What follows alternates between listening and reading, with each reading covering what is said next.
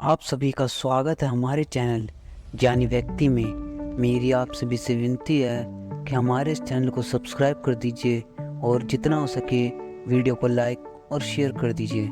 तो चलिए शुरू करते हैं। भारत में चाणक्य से पूर्व कई महान नीतिज्ञ हुए, जैसे भीष्म, विदुर, मनु, चरवाक, शुक्राचार्य, बृहस्पति, परशुराम, गर्ग आदि अनेकों नीतिज्ञ हुए हैं। चाणक्य के बाद भी कई महान नीतिज्ञ हुए हैं, जैसे भर्तृहरि, हर्षवर्धन, बाणभट्ट आदि। विदुर धृतराष्ट्र के सौतेले भाई थे, जो एक दासी के पुत्र थे।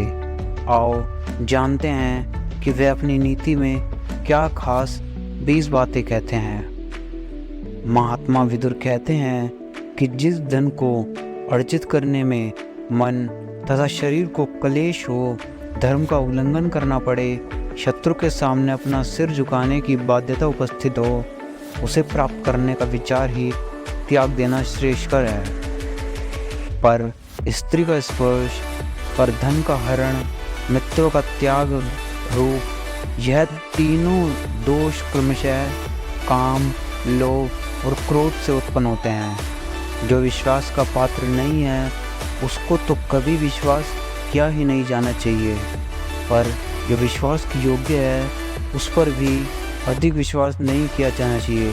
विश्वास से जो भय उत्पन्न होता है, वह मूल उद्देश्य का भी नाश कर डालता है।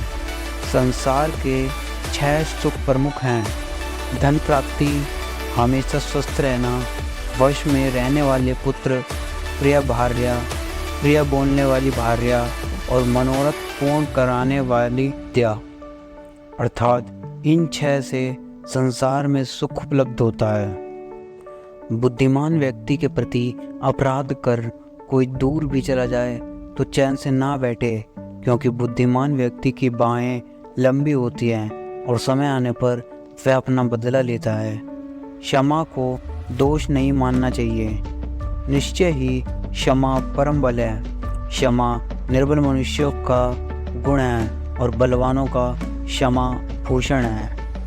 काम, क्रोध और लोभ, यह 3 प्रकार के नरक यानी दुखों की ओर जाने के मार्ग हैं। यह तीनों आत्मा का नाश करने वाले हैं, इसलिए इनसे हमेशा दूर रहना चाहिए।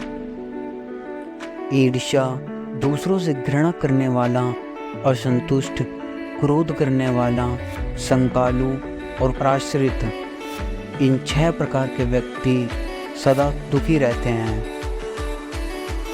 जो पुरुष अच्छे कर्मों और पुरुषों में विश्वास नहीं रखता, गुरुजनों में भी स्वभाव से ही शंकित रहता है, किसी का विश्वास नहीं करता, मित्रों का परित्याग करता है, वह पुरुष निश्चय ही अधर्मी होता है। जो अच्छे कर्म करता है और बुरे कर्मों से दूर रहता है, साथ ही जो ईश्वर में भरोसा रखता है और श्रद्धालु है, उसके ये सद्गुण पंडित होने के लक्षण हैं। जो अपना आदर सम्मान होने पर खुशी से फूल नहीं उठता और अनादर होने पर क्रोधित नहीं होता, तथा गंगा जी के कुंड के समान जिसका मन अशांत नहीं होता, वह ज्ञानी कहलाता है।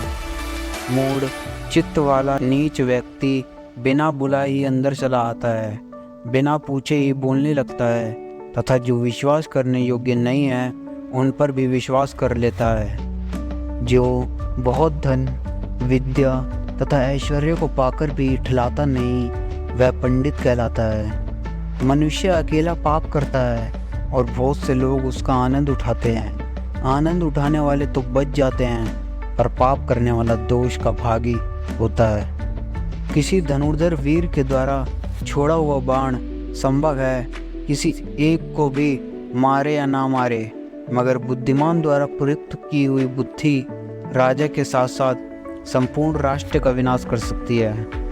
विदुर धृतराष्ट्र को समझाते हुए कहते हैं, राजन, जैसे समुद्र के पार जाने के लिए नाव ही एकमात्र साधन है, उसी प्रकार स्वर्ग के लिए सत्य ही एकमात्र सीढ़ी है, कुछ और नहीं, किंतु आप इसे नहीं समझ रहे हैं।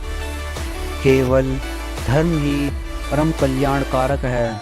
एकमात्र क्षमा ही शांति का सर्वश्रेष्ठ उपाय है। एक विद्या ही परम संतोष देने वाली है और एकमात्र अहिंसा ही सुख देने वाली है।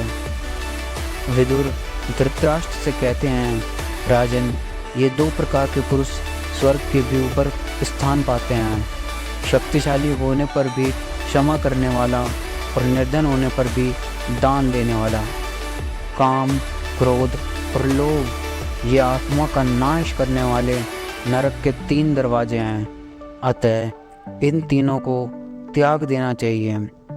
भरत श्रेष्ठ, पिता, माता, अग्नि, आत्मा और गुरु मनुष्य को इन 5 की बड़े यत्न से सेवा करनी चाहिए।